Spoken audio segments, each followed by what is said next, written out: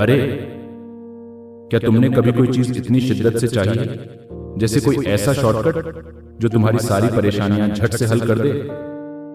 ठीक है, अब जरा सोचो कि ये अरबों गुना ज्यादा हो। यीशु ने इसी का सामना किया था।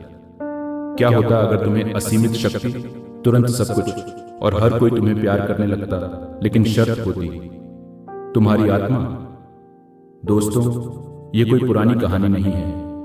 ये धोखे को हराने का सबसे बड़ा गाइड है, यहां तक कि उन छोटी छोटी चालाकियों को भी जिन्हें हम रोज देखते हैं। ठीक है, इसे देखो। यीशु अपने बपतिस्मा के ठीक बाद पवित्र आत्मा से पूरी तरह चार्ज होकर एक भयानक खाली रेगिस्तान में ले जाए जाते हैं और 40 दिन और रात, दोस्तों, बिना कुछ खाए वह इंसानी सीमाओं को चरम तक धकेल रहे हैं। वह जाहिर तौर पर बहुत थके हुए हैं, लेकिन आध्यात्मिक रूप से अटूट। और बूम, तभी शैतान, सबसे बड़ा खलनायक, अब तक के सबसे खतरनाक मुकाबले के लिए आता है। वह सिर्फ किसी से भी उलझने के लिए वहां नहीं है, वह परमेश्वर के पुत्र को चुनौती दे रहा है।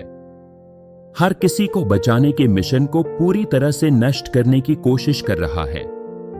यह सिर्फ एक छोटी मोटी परीक्षा नहीं थी, यह पूरे भविष्य के लिए एक चौतरफा आध्यात्मिक युद्ध था। ठीक है, तो बहुत गर्मी है, 40 दिन, 0 खाना। यीशु सिर्फ थोड़े भूखे नहीं है, वह भूख से बेहाल है। और शैतान, जो कि सबसे बड़ा मौका परस्त है, अपना मौका देखता है। वह इस चुनौती के साथ आता है, अगर तुम वाकई परमेश्वर के पुत्र हो, वह अजीब तरह से कहता है, तो इन पत्थरों को रोटी में बदल दो। जरा सोचो, तुरंत खाना, एक पूरी तरह से जायज जरूरत, और यीशु के पास निश्चित रूप से इसे करने की दिव्य शक्ति थी।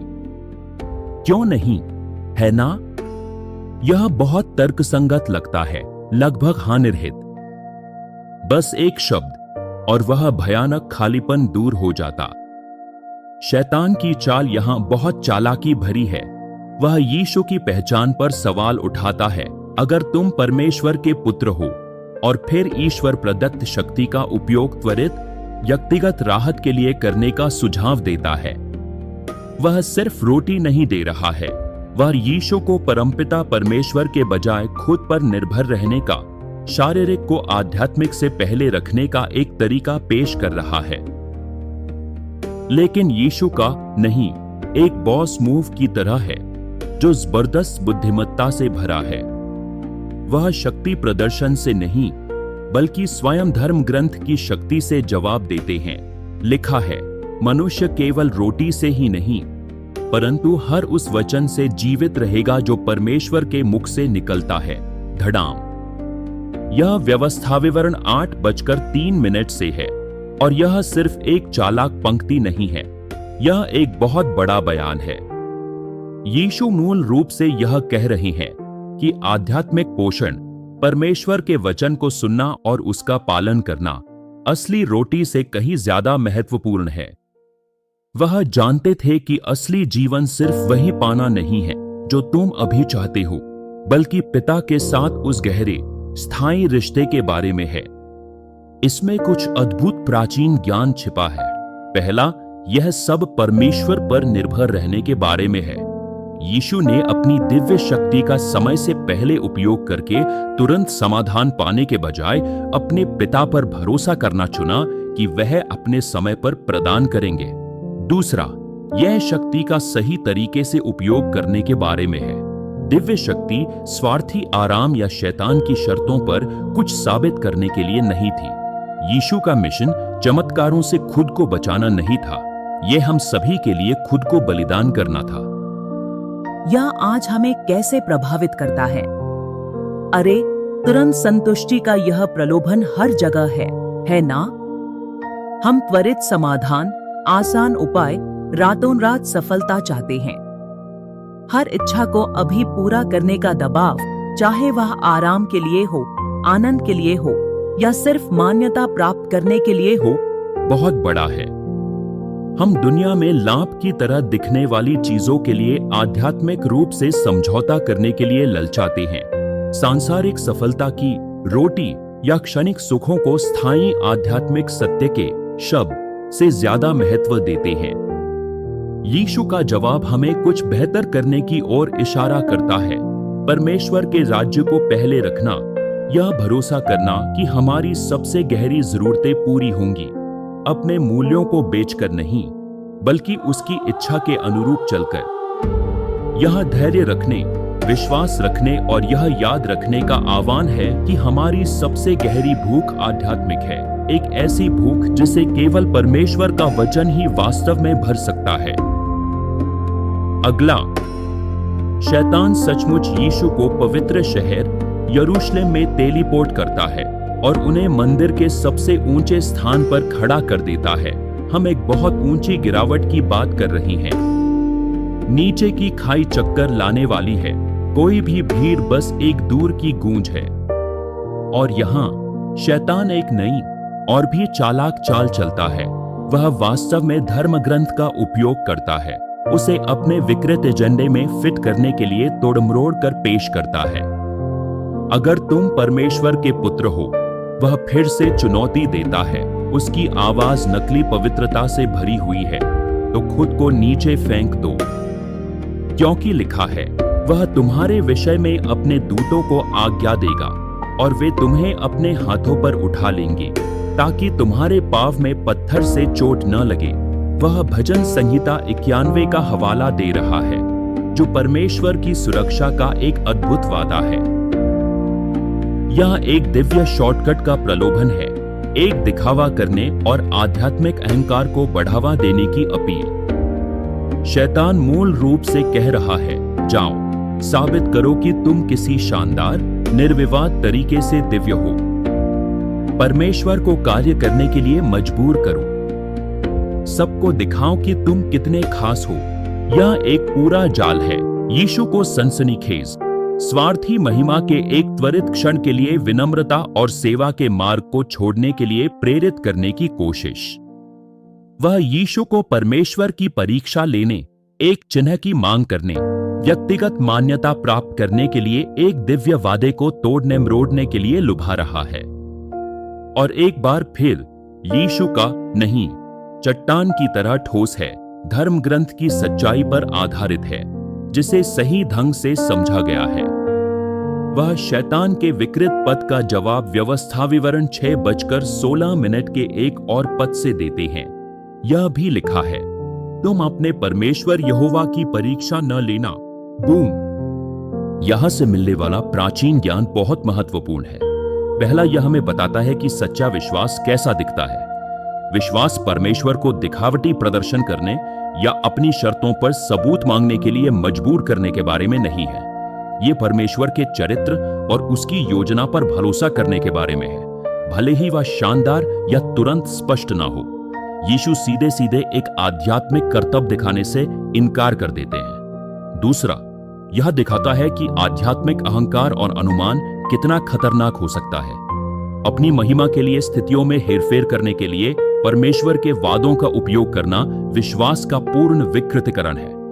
यह परमेश्वर की इच्छा को खोजना है, न कि अपनी इच्छा को उस पर थोपने की कोशिश करना, भले ही हम इसे बाइबल की आयतों से सजा दें। आज इसकी गूंज वे बहुत जोरदार है। हम इस प्रलोभन को मांग पर आध्यात्मिक अनुभवों की इच्छा में देखते हैं, उन संकेतों और चमत्कारों के लिए जो शिष्यत्व के धीमे, स्थिर काम और सिर्फ आज्ञाकारी होने को दरकिनार करने की कोशिश करते हैं। यह तब होता है जब लोग स्वार्थी व्यवहार को सही ठहराने या शांत निष्ठा पर ध्यान केंद्रित करने के बजाय सार्वजनिक प्रशंसा पाने के लिए आध्यात्मिक विचारों या धर्म ग्रंथों को तोड़ते मरोड़ते हैं। यह शानदार के लिए जाने का प्रलोभन है, बजाय सारगर्भित के, नाटकीय हावभाव के बजाय विश्वास की दैनिक सैर के। यीशु का जवाब हमें सिखाता है कि परमेश्वर के साथ हमारा रिश्ता कोई ऐसा उपकरण नहीं है जिसका उपयोग हम अपने अहंकार को बढ़ाने या ध्यान आकर्षित करने के लिए कर सके। यह विनम्र होने, प्रामाणिक रूप से भरोसा करने और यह समझने का आह्वान है कि परमेश्वर कोई लौकिक वेंडिंग मशीन नहीं है जिसका हम परीक्षण कर सके, बल्कि वह संप्रभु प्रभु है जिसकी हम पूजा और आज्ञा मानते हैं। ग्रैंड फिनाले के लिए अंतिम चुनौती। शैतान यीशु को एक बहुत ऊंचे पहाड़ पर ले जाता है। वहां से वह दुनिया के सभी राज्यों और उनकी महिमा का एक दिमाग उड़ा देने वाला दृश्य प्रस्तुत करता है। क्या आप इसकी विशालता की कल्पना भी कर सकते हैं? साम्राज्य, धन, सेनाएं, ऐसी शक्ति जिसकी आपने कभी कल्पना भी नहीं की होगी, सब एक महाकाव्य बुफे की तरह फैले हुए। और फिर आता है अविश्वसनीय रूप से साहसिक प्रस्ताव, प्रलोभन का चरम शिखर। यह सब मैं तुम्हें दूंगा, शैतान घोषणा करता है। उसकी आवाज पूर्ण प्रभुत्व के आकर्षण से टपक रही है। अगर तुम बस झुककर मेरी पूजा करोगे।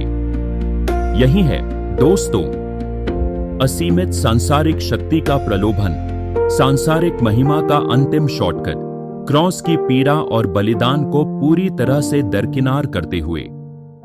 शैतान यीशु को एक मुकुट प्रदान करता है, लेकिन कांटों के बिना, एक राज्य लेकिन बिना कीमत के। यह महत्वाकांक्षा के लिए एक सीधा आकर्षण है, नियंत्रण, प्रभाव और वैश्विक स्तर पर मान्यता की उस इच्छा के लिए सब कुछ एक छोटी सी कीमत पर, बस पूजा का एक कार्य। लेकिन वह एक कार्य का मतलब होगा शैतान को राजा कहना, यीशु के मिशन और वह कौन है, इसके मूल सार के साथ विश्वासघात करना। इस बार यीशु का नहीं सिर्फ एक इनकार नहीं है, यह एक शक्तिशाली, गरजदार फटकार है, एक स्पष्ट और अंतिम निष्कासन। मुझसे दूर हो जा शैतान, वह आज्ञा देते हैं, क्योंकि लिखा है, तुम अपने परमेश्वर यहोवा की उपासना करना और केवल उसी की सेवा करना। वह जबरदस्त उद्धरण व्यवस्था विवरण 6:13 से है। यहाँ का प्राचीन ज्ञान तीक्ष्ण है और समझौते के लिए कोई जगह नहीं छोड़ता। हमारी निष्ठा परमेश्वर की है और केवल परमेश्वर की। सबसे पहले केवल परमेश्वर ही हमारी पूजा के योग्य है। इस पर कोई भी समझौता, उस परम निष्ठा को साझा करने का कोई भी प्रयास मूल रूप से मूर्ति पूजा है। यीशु यह बिल्कुल स्पष्ट कर देते हैं कि सारी शक्ति, सारी महिमा, सारी पूजा परमेश्वर की है, बस। दूसरे, यह परमेश्वर के राज्य और इस दुनिया के राज्यों के बीच भारी अंतर को उजागर करता है। शैतान कोनों को काटकर और झूठी पूजा के माध्यम से शक्ति का मार्ग प्रदान करता है। यीशु का मार्ग, परमेश्वर का मार्ग, आज्ञाकारिता, सेवा और अंततः बलिदान का है। वास्तविक अधिकार और सच्ची महिमा परमेश्वर से आती है, अंधकार के साथ सौदा करने से नहीं। शक्ति का यह प्रलोभन, चाहे कोई भी कीमत हो, आज भी हमारे संसार में बहुत करीब महसूस होता है ना? सफलता, प्रभाव, नियंत्रण और धन का आकर्षण पूरी तरह से भारी पड़ सकता है। हम इसे राजनीति में, व्यापार में, अपनी व्यक्तिगत महत्वाकांक्षाओं में देखते हैं। नैतिक कोनों को काटने, अपने मूल मूल्यों से समझौता करने, उन विचारों या प्रणालियों के सामने झुकने का प्रलोभन जो शीर्ष पर पहुंचने का एक तेज, आसान मार्ग का वादा करते हैं। दुनिया के राज्य अभी भी वहां है, वादों से जगमगा रहे हैं, अक्सर हमारी परम निष्ठा में एक सूक्ष्म या इतना सूक्ष्म नहीं बदलाव की मांग करते हैं।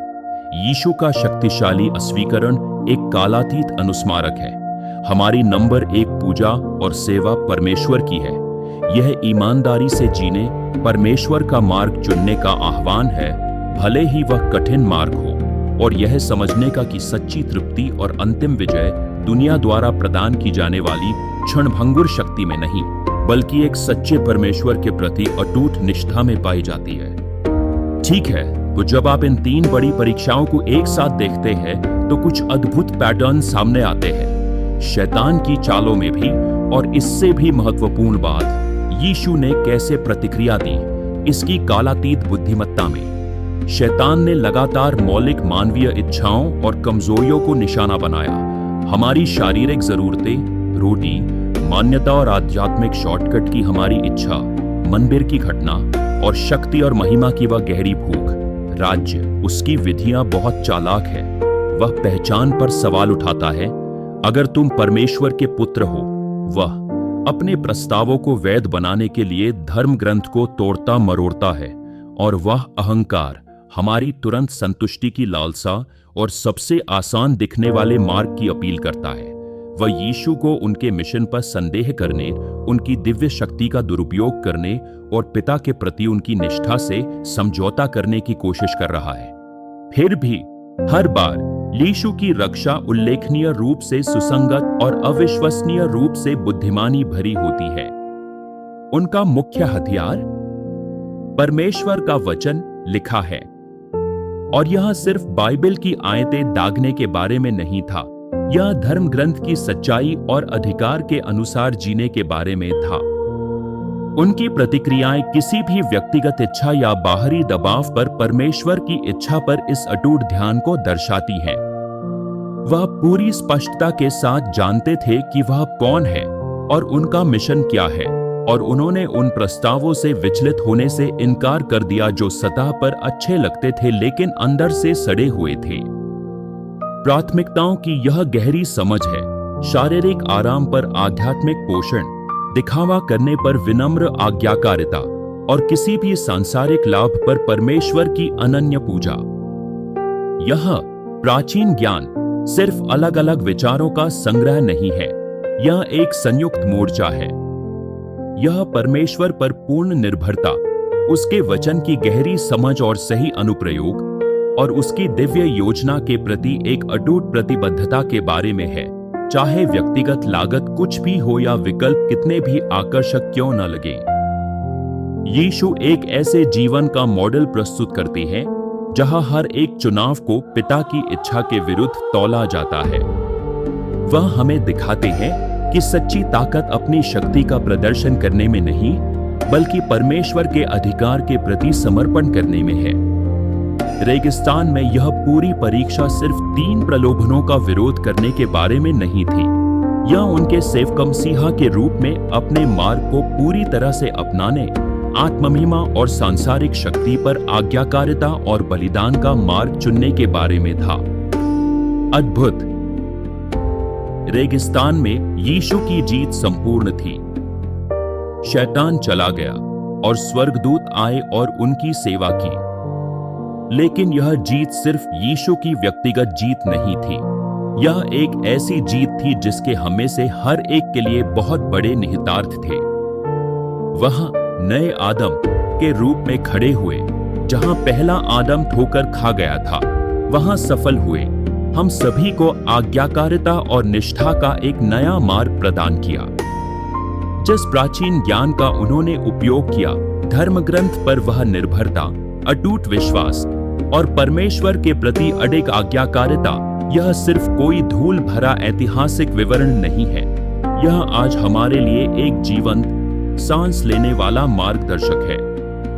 वहीं अंतिम परीक्षाएं बस हमारे आधुनिक दुनिया के लिए नए रूप में पैक की गई, अभी भी हमारे सामने आती है। तुरंत संतुष्टि का प्रलोभन फुसफुसाता है कि हमारी तात्कालिक इच्छाएं ही सबसे महत्वपूर्ण हैं। दिव्य शॉर्टकट का प्रलोभन बताता है कि हम किसी तरह परमेश्वर में हेरफेर कर सकते हैं या शानदार सबूत मांग सकते हैं। सांसारिक शक्ति और सफलता का वादा अभी भी हमें पुकारता है, महिमा के स्वाद के लिए हमारे गहरे मूल्यों से समझौता करने के लिए कहता है। यीशु ने परमेश्वर को हाँ कहकर, धर्म ग्रंथ को हाँ कहकर और अपने दिव्य मिशन को हाँ कहकर नहीं कहा। उनकी जीत अभी भी सदियों से गूंजती है, हमें न केवल अनुसरण करने के लिए एक उदाहरण प्रदान करती है, बल्कि हमारे अपने जंगल के क्षणों का सामना करने की शक्ति भी प्रदान करती है। उनकी प्रतिक्रियाएं हमें अपने जीवन में प्रलोभन के मुश्किल परिदृश्य में नेविगेट करने के लिए एक दिव्य खाका देती हैं। चलो शुरू करते हैं। तो यह सारा प्राचीन ज्ञान वास्तव में आपके जीवन को यहीं अभी कैसे प्रभावित करता है? शायद इस हफ्ते थोड़ा समय निकालकर इसके बारे में सोचें। आप कहां तुरंत संतुष्टि के उस खिंचाव को महसूस करते हैं जो आपको एक गहरे सिद्धांत पर समझौता करने के लिए प्रेरित करने की कोशिश कर रहा है? क्या ऐसे कोई क्षेत्र हैं जहां आप शांत विश्वास और आज्ञाकारिता में चलने के बजाय दिव्य शॉर्टकट या संकेतों की तलाश करने के लिए ललचाते हैं? दुनिया के कौन से राज्य, शायद शक्ति, मान्यता, भौतिक चीजें आपकी निष्ठा की सूक्ष्म रूप से मांग कर रहे होंगे, आपको परमेश्वर के प्रति आपकी भक्ति से दूर खींच रहे होंगे? यीशु ने जिस सटीक संसाधन का उपयोग किया था वह आपके लिए भी मौजूद है, परमेश्वर का वचन। वास्तव में इसमें गहराई से उतरें, इसे अपनी सोच को आकार देने दे, अपने विकल्पों का मार्गदर्शन करने दे और अपनी रक्षा बनने दे।